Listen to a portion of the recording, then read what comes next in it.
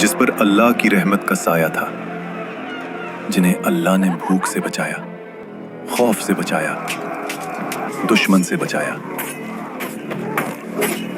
और हर मुश्किल में अपनी मदद का एहसास दिलाया। फिर अल्लाह ने उन्हें सिर्फ एक इम्तिहान दिया।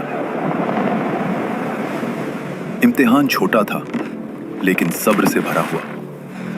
हम अल्लाह के हुक्म को नहीं तोड़ेंगे, बस घुमा फिराकर अपना फायदा निकाल लेंगे। और यहीं से रहमत का रास्ता बंद हुआ। फिर एक रात अल्लाह का फैसला उतरा। ना तूफान आया, ना बिजली गिरी, ना जमीन फटी। और जब सुबह हुई तो वो पूरी कौम इंसान नहीं रही। जो कल तक अल्लाह के सबसे करीब थे, आज वो कौम बंदर बन चुकी थी। ये वाकया है असहाबी सब्त का, और ये सिर्फ तारीख नहीं, ये आज का आईना है। हजरत मूसा अलैहिस्सलाम के बाद बनी इसराइल की एक कौम समंदर के किनारे एलाह में रहती थी। यहाँ का मंजर अल्लाह की नेमतों से भरा था। समंदर की ठंडी हवा, धूप और लहरों की मीठी खुशबू, हर एक कोना जैसे सुकून और बरकत से रोशन था। ये लोग अल्लाह के नाम से वाकिफ थे, उसके अहकाम जानते थे, लेकिन दिलों में एक पुरानी आदत जिंदा थी।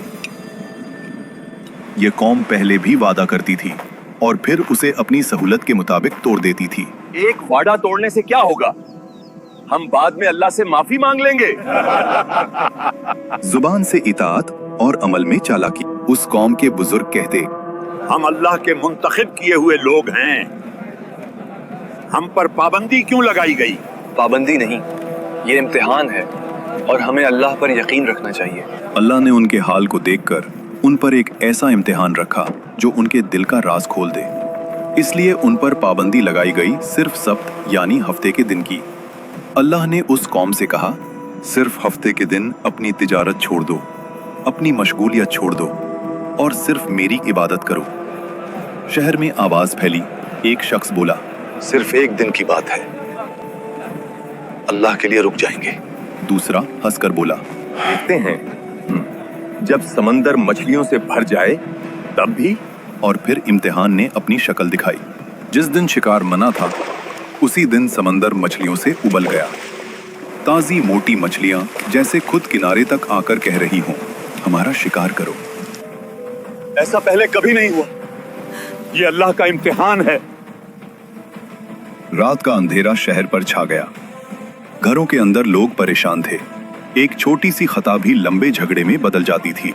मछलियों के शिकार ना होने की वजह से घर में रोज झगड़े हो रहे हैं।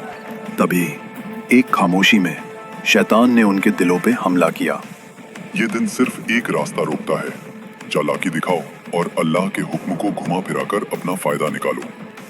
लोग आपस में एक दूसरे की तरफ देखते हैं और उनके चेहरों पर एक ऐसी मुस्कुराहट उभर आती है जो उन्हें एक बड़े अजाब की तरफ खींचने वाली थी। एक आदमी ने बोला, हमें कुछ ऐसा करना होगा कि हफ्ते के दिन मछलियां किसी जाल में फंस जाएं और हमें कुछ ना करना पड़े। दूसरा शख्स फौरन बोला, बस नालियां निकाल देंगे, मछलियां खुद जाल में फंस जाएंगी और फिर इतवार को निकाल लेंगे। अल्लाह भी खुश हो जाए और हम भी।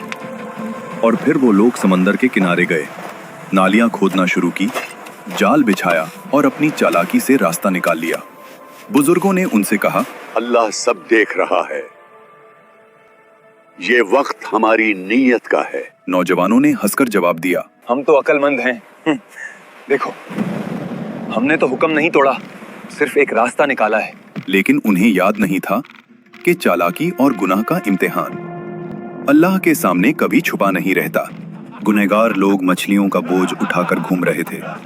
उनकी चालाकी भरी मुस्कुराहट उनके चेहरों पर दिख रही थी। एक बुजुर्ग ने जोर से चीख कर कहा, रुको, ये सब गुनाह है। अल्लाह के हुक्म को तोड़ना तुम्हारे लिए बर्बादी की वजह बनेगा। उन्होंने हंस के जवाब दिया, हम तो सिर्फ अपनी अकल से काम ले रहे हैं, हफ्ते के दिन तो शिकार किया ही नहीं।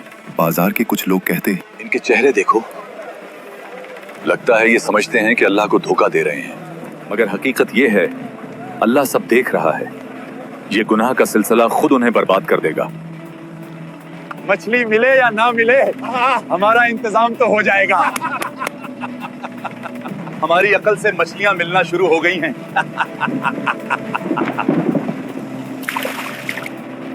हमें इन नाफरमान लोगों से अलग होना पड़ेगा, कहीं हम पर भी अजाब ना आ जाए। शहर के लोग 3 हिस्सों में बढ़ गए। पहला हिस्सा गुनहगार, वो लोग जो चालाकी और हीला साजी में लगे हुए थे और खुद को बहुत अक्लमंद समझते थे। दूसरा हिस्सा नेक लोग, वो जो चीख चीख कर सबको रोक रहे थे और हर किसी को अल्लाह के अजाब का खौफ समझा रहे थे। तीसरा हिस्सा खामोश लोगों का, वो लोग जो न रोक रहे थे, न समझा रहे थे, सिर्फ देख रहे थे। एक आदमी बोला, हम तो सिर्फ देख रहे हैं, अल्लाह की रहमत उनके साथ है या नहीं। जब बाकी लोग उन गुनहगार लोगों को दीवार पर चढ़कर देखते तो वो लोग दावत उड़ा रहे थे, मछलियां खा रहे थे, हंस रहे थे। हम दावत उड़ा रहे हैं जबकि दूसरे भूखे मर रहे हैं। नेक लोग कहते, हमने कितनी दफा समझाया, फिर भी ये लोग अपने गुनाह में इतने पुरअज़्म हैं। ये नाफरमानी नहीं बल्कि हमारी अक्ल का नतीजा है। अल्लाह हम पर मेहरबान है। और यही वो रात थी जब तंबीह का सिलसिला खत्म हुआ और बर्बादी का वक्त करीब आया। शहर की गलियां खामोश, सिर्फ समंदर की हल्की लहरें और हवा का शोर। गुनहगार लोग पेट भरकर सो गए और फिर खामोशी में एक आवाज जैसे फिजा से गुजर रही हो, जलील और रुस्वा, बंदर बन जा। पहले हल्का सा साया आया, फिर उनके चेहरे बिगड़ने लगे। उंगलियां लंबी और पंजियों जैसी हो गई।